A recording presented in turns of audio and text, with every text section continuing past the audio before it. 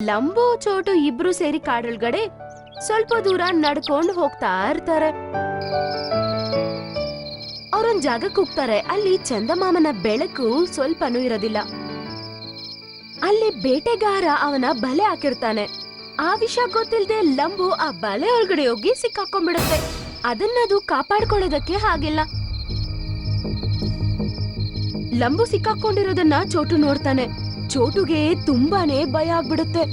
ಅವನು ಕಾಪಾಡೋದಕ್ಕೆ ಟ್ರೈ ಮಾಡ್ತಾನೆ, ಆದ್ರೆ ಅವನ್ ಕೈಯಲ್ಲಿ ಕಾಪಾಡಕ್ಕಾಗಿಲ್ಲ. ಲಂಬು ಕೈಯಲ್ಲಿ ಸ್ವಲ್ಪನೂ ಕದ್ಲಕ್ಕೂ ಆಗಿಲ್ಲ. ಚೋಟು, ಈ ಬಲೆಯಿಂದ ನೀನ್ ನನ್ನನ್ನ ಹೊರಗಡೆ ತೆಗಿಯಕ್ಕಾಗಲ್ಲ ಕಣಯ್ಯ. ಬೇರೆ ಯಾವ್ದಾದ್ರು ಪ್ರಾಣಿನ ಕರ್ಕೊಂಡ್ ಬಾ ದಯವಿಟ್ಟು. ಬೇಟೆಗಾರ ಬಂದ್ರೆ ಅವನ್ ಜೊತೆ ನನ್ನ ಕರ್ಕೊಂಡೋಗ್ತಾನೆ. ಅದನ್ ಕೇಳಿ ಚೋಟುಗೆ ತುಂಬಾ ಭಯ ಆಗತ್ತೆ. ಮತ್ತೆ ಈಗಂತಾನೆ, ನೀನ್ ಹೆದರ್ಬೇಡ ಲಂಬು, ನಾನು ಯಾರನ್ನಾದ್ರೂ ಕರ್ಕೊಂಡ್ಬರ್ತೀನಿ ಈಗ. ಹಂಗಂತೇಳಿ ಚೋಟು ಅಲ್ಲಿಂದ ಹೋಗ್ಬಿಡ್ತಾನೆ. ಸಹಾಯಕ್ಕೋಸ್ಕರ ಅಲ್ಲಿ ಇಲ್ಲಿ ಹುಡುಕ್ತಾ ನಡ್ಕೊಂಡು ಹೋಗ್ತಿರ್ತಾನೆ.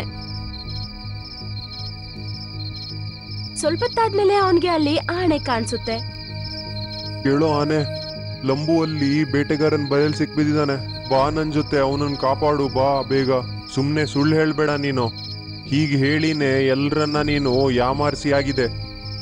ನಾನು ನಿಜ ಹೇಳ್ತಾ ಇದ್ದೀನಿ, ದಯವಿಟ್ಟು ಬಾ ಬೇಗ. ನಾನ್ ನಿನ್ನ ನಂಬಲ್ಲ ನೋಡು, ನಿನ್ ಜೊತೆ ನಾನು ಎಲ್ಗೂ ಬರಲ್ಲ.